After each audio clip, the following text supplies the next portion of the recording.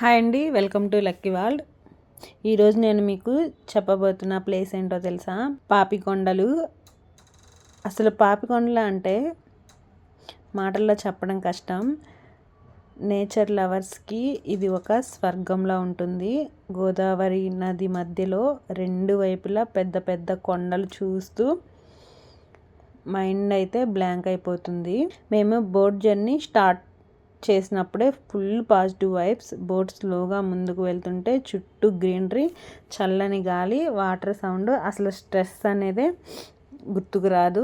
City లైఫ్లో ఉండి tension మొత్తం అక్కడే డిసాల్వ్ అయిపోతుంది.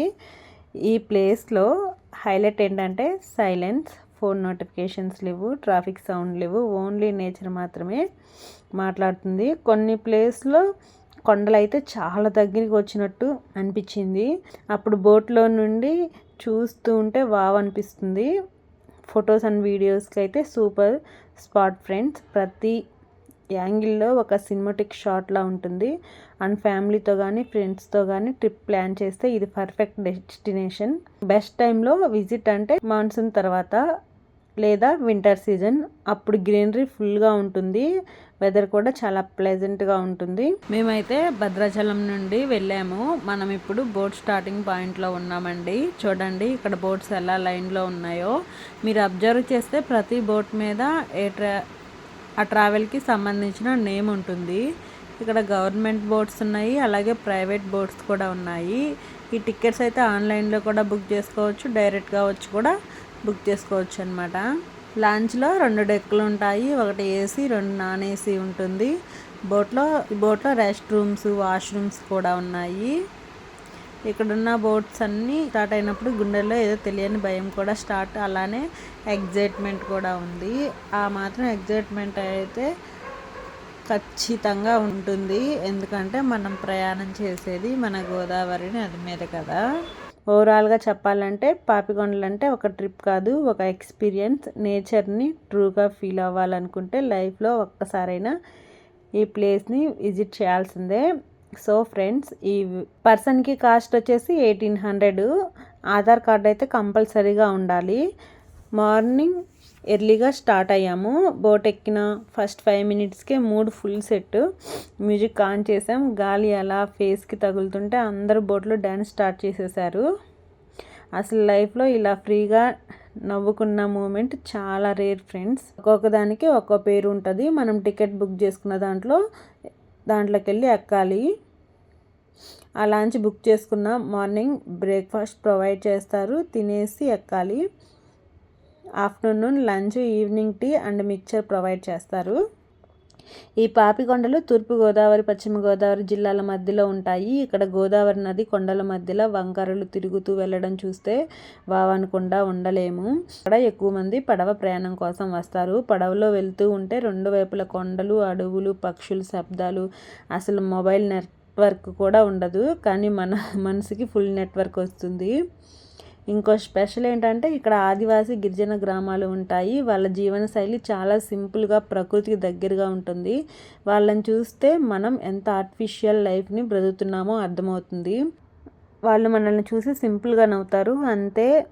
పెద్ద హంగులు, ఆర్భటాలు ఏమీ లేవు. నీకు లైఫ్లో ఎప్పుడైనా బాగా స్ట్రెస్గా ఉంటే చాలు, రా అనిపిస్తే ఒకసారి పాపికొండలు ట్రై చెయ్యి, ఫుల్ రీసెట్ అవుతావు. పాపికొండలు సినిమాలకు కూడా ఫేమస్. చాలా తెలుగు సినిమాల షూటింగ్స్ ఇక్కడే జరిగాయి. అందుకే తెరపై కనిపించే సీన్స్ అంత న్యాచురల్గా ఉంటాయి.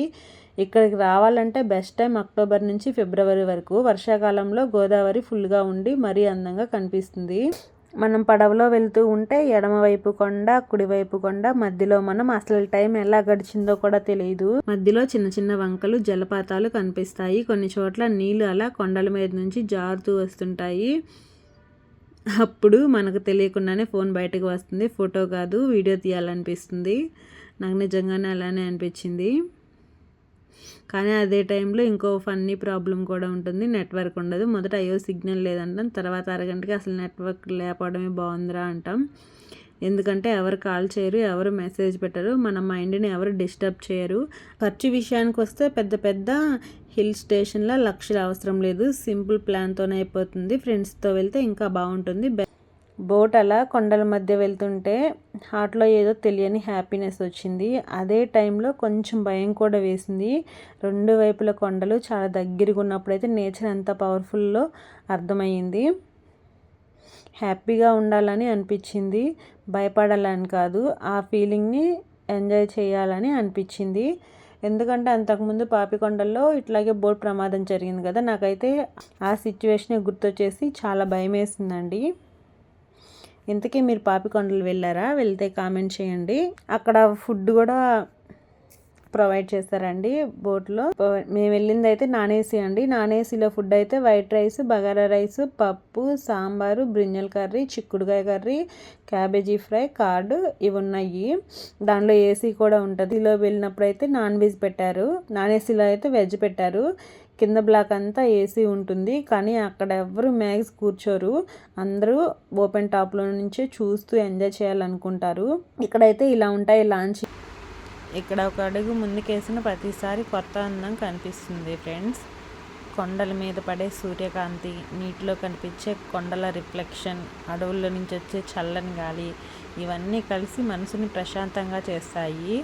ఒక ఫన్ పార్ట్ ఏంటంటే బోట్లో మ్యూజిక్ వేసి అందరూ కలిసి డ్యాన్స్ చేస్తూ పూర్తిగా ఎంజాయ్ చేస్తాం ఫ్రెండ్స్తో. అయితే అసలు టైం ఎలా అయిపోతుందో కూడా తెలియదు. ఈ మూమెంట్లు మన జీవితంలో ఎప్పటికీ మర్చిపోలేనివి. సో ఫ్రెండ్స్, ఈ వ్లాగ్ మీకు నచ్చితే లైక్ చేయండి, మీ ఫ్రెండ్స్తో షేర్ చేయండి. ఇంకా ఇలాంటి ఫన్ అండ్ ట్రావెల్ వైబ్స్ కోసం మన ఛానల్ని అయితే సబ్స్క్రైబ్ చేయడం మర్చిపోకండి. నెక్స్ట్ వీడియోలో మళ్ళీ కలుద్దాం. Until then, bye bye.